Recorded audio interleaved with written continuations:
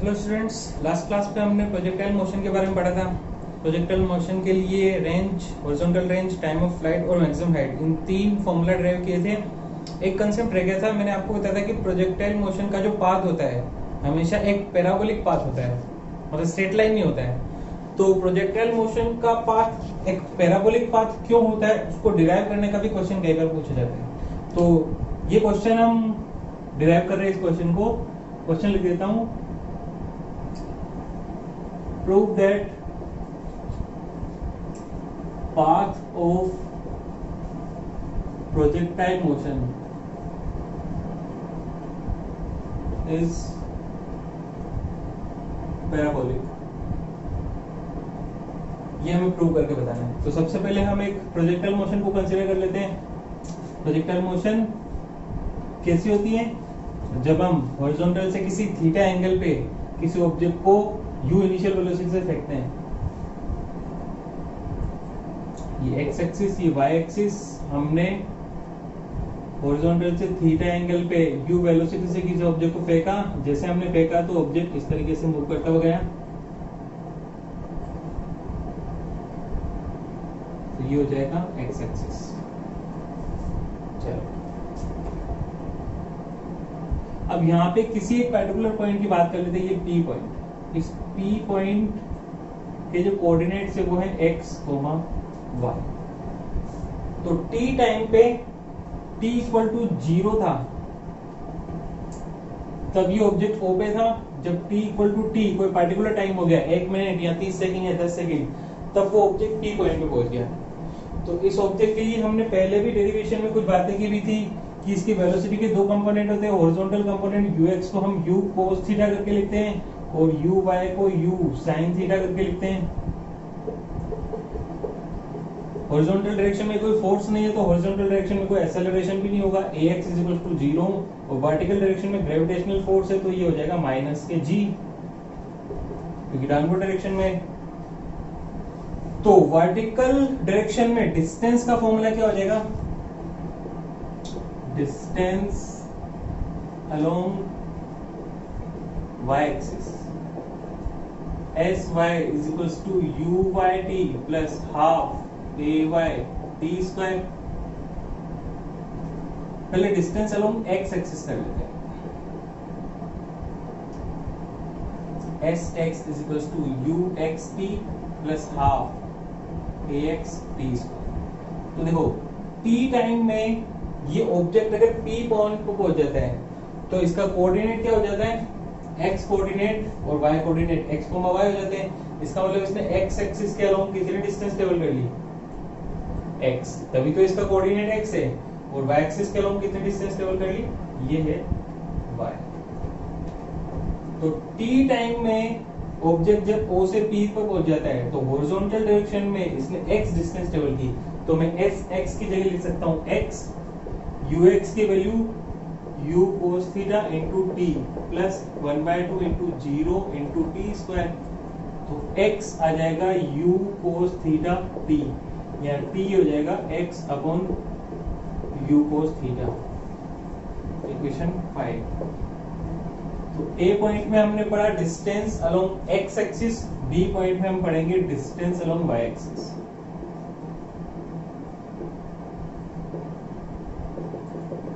y axis के along distance को sy = uyt plus half ay t square से denote करेंगे। sy, अगर t टाइम में ये ऑब्जेक्ट O से P पहुंच जाता है तो इसने y एक्सिस के अलोंग कितनी डिस्टेंस ट्रेवल की? यहाँ से इतनी, और ये y के इक्वल है तो मैं xy की जगह लिख सकता हूँ y। uy की value u sin theta, t की वैल्यू मैं इक्वेशन 5 से यहाँ पे एज इट इज पुट कर सकता हूँ x upon u cos theta. क्यों पुट कर सकता हूं? क्योंकि A पॉइंट से जो मैंने T की वैल्यू निकाली वो कहां से कहां तक के लिए थी? O से P पॉइंट तक के लिए। तो जो B पॉइंट है उसमें भी हम डिस्टेंस O से P के लिए ही कैलकुलेट कर रहे हैं। तो देखो, O से P के लिए हॉरिजॉन्टल डिस्टेंस कुछ और होगी, x होगी। O से P के लिए वर्टिकल डिस्टेंस कुछ और होगी, y होगी। लेकिन टाइम तो उसे O से P तक जाने के लिए चाहे हॉरिजॉन्टल मोशन को कंसीडर करें तब भी उतना टाइम लगेगा P तक पहुंचने में, वर्टिकल मोशन को कंसीडर करें तब भी उतना टाइम लगेगा P तक पहुंचने में। तो इसका मतलब टाइम जितना ए पॉइंट के लिए है उतना ही बी पॉइंट के लिए लगने वाला है, इसलिए मैंने टी की वैल्यू ए पॉइंट से जो डिराइव की वो मैंने बी पॉइंट के अंदर रख दी, x upon u cos theta plus 1/2 a की जगह माइनस b और t स्क्वायर मतलब x upon u cos theta का होल स्क्वायर। तो ये बन जाएगा y equals to sine theta upon cos theta, u से u cancel, sine theta upon cos theta हो जाएगा टेन थीटा, तो हो जाएगा x tan theta, minus sine बाहर आ जाएगा, g upon 2u square cos square theta into x square. तो ऐसा कुछ एक्सप्रेशन बनेगा। तो देखो यहाँ पे u इनिशियल वेलोसिटी जो ले ली हमने वो पूरी की पूरी मोशन के लिए फिक्स रहेगी, u की वैल्यू, थीटा जो वैल्यू ले ली वो पूरी मोशन के लिए फिक्स रहेगी। तो u एक कांस्टेंट है, जो हमने एक बार ले लिया वो फिक्स रहेगा, थीटा कांस्टेंट है जो ले लिया वो फिक्स रहेगा, g acceleration due to gravity हमेशा ही फिक्स रहता है। तो देखो यहाँ पे थीटा कांस्टेंट है, g कांस्टेंट है, u कांस्टेंट है, थीटा कांस्टेंट है। तो इस कांस्टेंट को तो मैं a से डिनोट कर देता हूँ और इस कांस्टेंट को मैं b से डिनोट कर देता हूँ। तो इक्वेशन क्या बन जाएगी देखो,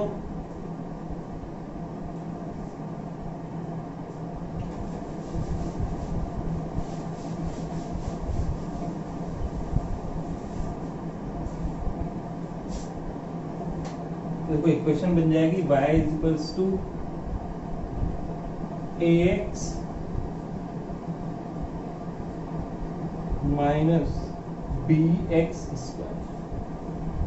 तो ये जो इक्वेशन होती है ये पैराबोला की इक्वेशन होती है, y equals to ax plus b square या माइनस b स्क्वायर। अगर इस पूरे एक्सप्रेशन को मैं माइनस b एज्यूम कर लेता हूँ तो यहाँ पे प्लस b हो जाएगा। तो चाहे y equals to ax plus bx square हो या y equals to ax minus bx square, ये सारी की सारी वैल्यूज जो है ये इक्वेशंस एक पैराबोलिक पाथ को रिप्रेजेंट करती है। तो इससे प्रूव होता है कि जो प्रोजेक्टाइल मोशन होती है वो हमेशा एक पैराबोलिक पाथ पे होती है, प्रोजेक्टाइल मोशन का जो पाथ होता है वो एक पैराबोला होता है। तो यहाँ से प्रूव होता है, ये क्वेश्चन पूछा जाता है डेरिवेशन में, इसीलिए मैंने आपको बता दिया है। एक क्वेश्चन जो लास्ट क्लास में हमारा रह गया था वो क्वेश्चन देख लेते हैं।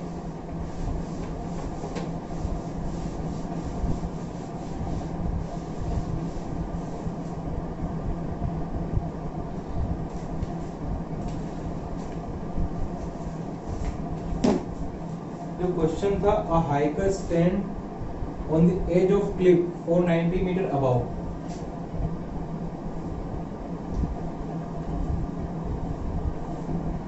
मतलब 490 मीटर ऊपर कोई इंसान है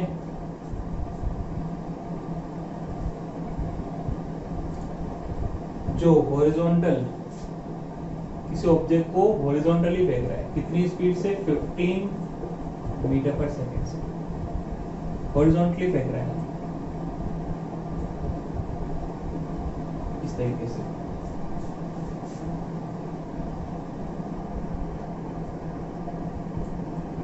Time taken by the stone to reach the ground, और दूसरा वर्टिकल कंपोनेंट ऑफ वेलोसिटी।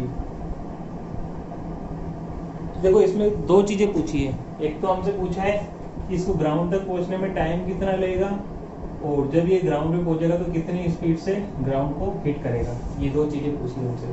तो देखो इसके लिए हम क्या करेंगे, इस मोशन को कंसीडर करें। अगर इसने हॉरिजॉन्टली फेंका है तो हमें पता है कि ये बिल्कुल स्ट्रेट नहीं जा सकती क्योंकि इस पर ग्रेविटी का इफेक्ट पड़ेगा, तो ये कुछ इस तरीके से नीचे जाएगी। तो ये जो मोशन है ये भी एक टाइप की प्रोजेक्टाइल मोशन है, 2D मोशन है, क्योंकि जैसे जैसे ऑब्जेक्ट आगे जा रहा है वो एक्स एक्सिस के अलोंग भी कोई ना कोई डिस्टेंस करता हुआ चला जा रहा है और वाई एक्सिस के अलोंग भी उसका कोऑर्डिनेट चेंज होता चला जा रहा है। इसका मतलब जब भी किसी मोशन में एक्स और वाई दोनों कोऑर्डिनेट चेंज हो तो ऐसी मोशन को हम 2D मोशन कहते हैं। तो ये एक प्रोजेक्टाइल मोशन का एग्जांपल है और इसे हम बोल सकते हैं हॉरिजॉन्टल प्रोजेक्टाइल मोशन। तो इस केस में हमें देखो क्या करना है, अगर मुझे ये पता करना है कि टोटल टाइम कितना लगा इसे अपनी मोशन को कंप्लीट करने में। तो देखो इसके लिए हम y एक्सिस के अलोंग वर्टिकल मोशन, देखो यहाँ पे मैं x एक्सिस और y एक्सिस इन दोनों को मेंशन कर देता हूं। तो y एक्सिस पे जब वो ग्राउंड को हिट करेगा तो उसने y डायरेक्शन में कितनी डिस्टेंस ट्रेवल कर ली होगी। देखो जब ये ग्राउंड को हिट करेगा तो y डायरेक्शन में ये माइनस के 490 मीटर डिस्टेंस ट्रेवल की होगी, क्योंकि हम ऊपर वाली डायरेक्शन को पॉजिटिव मान रहे हैं। तो जितने भी वेरिएबल्स की डायरेक्शन ऊपर वाली होगी वो पॉजिटिव होगी, और जितने भी वेरिएबल्स जिनकी डायरेक्शन नीचे वाली है वो नेगेटिव होगी। इसलिए हम acceleration due to gravity g की वैल्यू नेगेटिव लेते थे, क्योंकि ऊपर वाली वैल्यूज को हमने पॉजिटिव ले रखा था और g की वैल्यू डाउनवर्ड डायरेक्शन में थी, इसलिए हमने उसको माइनस में ले लिया था। तो यहाँ पे जो डिस्टेंस a से b तक पहुंचने में वर्टिकल डायरेक्शन में जो डिस्टेंस होगी वो नेगेटिव हो जाएगी। तो distance covered along y axis from A to B, तो देखो कितनी डिस्टेंस हो जाएगी। पहले इक्वेशन में मोशन अप्लाई कर देते हैं, s equals to uy_t plus half ay t square. तो डिस्टेंस कितनी ट्रेवल की, माइनस के 490 uy। तो देखो यहाँ पे थीटा की वैल्यू कितनी है, थीटा की वैल्यू है 0 डिग्री, क्योंकि ऑब्जेक्ट को हॉरिजॉन्टल फेंका जा रहा है। हॉरिजॉन्टल फेंका जा रहा है तो थीटा तो होता है हॉरिजॉन्टल से एंगल। अगर मैं 30 डिग्री पे फेंक रहा हूँ तो थीटा की वैल्यू 30 होगी। अगर मैं हॉरिजॉन्टली फेंक रहा हूँ तो थीटा जो होता है वो इनिशियल वेलोसिटी हॉरिजॉन्टल से कितना एंगल बना रही है उसे हम कंसीडर करते थे। यहाँ पे इनिशियल वेलोसिटी हॉरिजॉन्टल डायरेक्शन पे ही है, तो थीटा की वैल्यू 0 हो जाएगी। और uy का फॉर्मूला क्या होता है, u sin थीटा। तो sin 0 डिग्री की वैल्यू 0 हो जाएगी। तो uy की वैल्यू हो जाएगी 0। तो 0 into t plus 1/2 into ay हो जाएगा माइनस के g इंटू टी स्क्वायर। तो माइनस के 490 is equals to 1/2 into minus बाहर ले लिया 9.8 इंटू टी स्क्वायर, माइनस से माइनस कैंसिल, टी स्क्वायर हो जाएगा 2 into 490 upon 9.8, t square is equals to हो जाएगा। तो देखो 490 ये है और 9.8 को मैं 4.9 मल्टीप्लाइड बाय 2 भी लिख सकता हूँ। और अगर ये डेसिमल का साइन हटाऊं तो ऊपर 0 से मल्टीप्लाई करना पड़ेगा। और 490 कैंसिल होगा इससे 10 टाइम्स, 2 से 2 कैंसिल, तो टी स्क्वायर हो जाएगा 10 मल्टीप्लाइड बाय 10, तो टी हो जाएगा 10 सेकेंड्स। तो पहले पार्ट का हमारा आंसर आ गया कि उसे ग्राउंड तक पहुंचने में कितना टाइम लगने वाला है, उसे 10 सेकेंड्स का टाइम लगने वाला है। चलो पहला पार्ट हो गया। अब हमें क्या करना है, अब वो कितनी स्पीड से ग्राउंड से स्ट्राइक करेगा हमें ये पता लगाना है। तो देखो जब ये ग्राउंड से स्ट्राइक कर रहा होगा ना तब इसके पास 2 वेलोसिटी होगी, क्योंकि ये ऑब्जेक्ट आगे भी जा रहा है और नीचे भी आता जा रहा है। तो इसकी वेलोसिटी का एक कंपोनेंट तो हो जाएगा जिसे हम ले लेते हैं vx और एक हो जाएगा vy, ये 2 कंपोनेंट हो जाएंगे।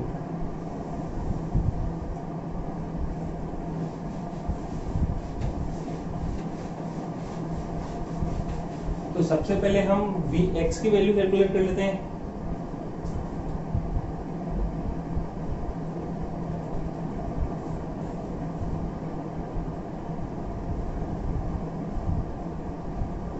वेलोसिटी अलोंग x एक्सिस एक पॉइंट B पॉइंट पे पहुंचते हैं तो उसकी वेलोसिटी अलोंग x एक्सिस। तो वेलोसिटी कैलकुलेट करने के लिए first equation of motion apply कर सकते हैं। v इज इक्वल्स टू होता है u प्लस at, तो vx इज इक्वल्स टू हो जाएगा ux plus ax into t। तो vx कितना हो जाएगा, ux की वैल्यू कितनी है, देखो ux होता है u cos थीटा, तो u cos theta plus ax की वैल्यू 0, क्योंकि हॉरिजॉन्टल डायरेक्शन में कोई एक्सेलरेशन, कोई फोर्स नहीं है तो कोई एक्सेलरेशन भी नहीं, इनटू t। तो vx हो जाएगा u cos थीटा, तो u की वैल्यू है 15 और cos थीटा, cos 0 डिग्री, क्योंकि थीटा की वैल्यू 0 डिग्री ऑलरेडी हमने निकाल रखी है, तो Vx की वैल्यू हो जाएगी 15 मीटर पर सेकंड, क्योंकि cos 0 डिग्री की वैल्यू होती है 1। ये आगे क्वेश्चन 1। इसी तरीके से बी पॉइंट में हम velocity along y axis at point B calculate कर लेते हैं।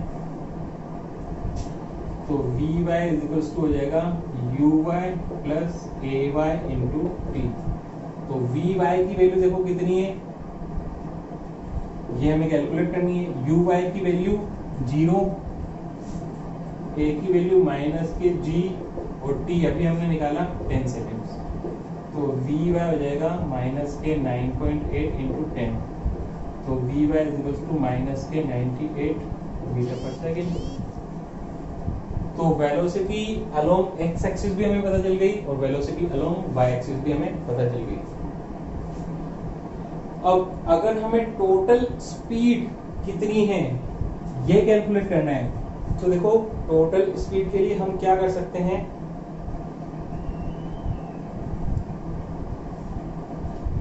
टोटल स्पीड के लिए हम parallelogram law of vector addition apply कर सकते हैं। Parallelogram law of vector addition क्या कहता है वो हम वेक्टर वाले चैप्टर में पढ़ेंगे। फिलहाल आपको एक इन्फॉर्मेशन दे रहा हूँ मैं, वो इन्फॉर्मेशन आपको ध्यान में रखनी है।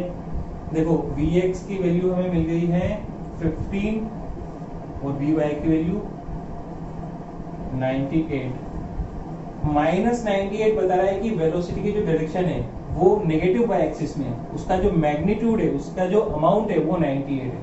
क्योंकि यहाँ पे स्पीड की बात की जा रही है, तो स्पीड एक स्केलर क्वांटिटी होती है, स्पीड को डायरेक्शन से मतलब नहीं है, इसलिए मैंने यहाँ पे 98 लिख दिया। क्योंकि डायरेक्शन तो ऑलरेडी ये एरो हमें बता ही रहा है, मुझे तो उसके अमाउंट से मतलब है, तो उसका अमाउंट है 98 और माइनस साइन उसकी डायरेक्शन को बता रहा है, इसलिए मैंने यहाँ पे माइनस साइन भी लिखा है, क्योंकि एरो हमें माइनस साइन के बारे में बता रहा है। और जो इस क्वेश्चन में हमें कैलकुलेट करने के लिए बोला गया है वो स्पीड है, इसलिए स्पीड के आगे माइनस साइन लगाने का कोई सेंस नहीं है।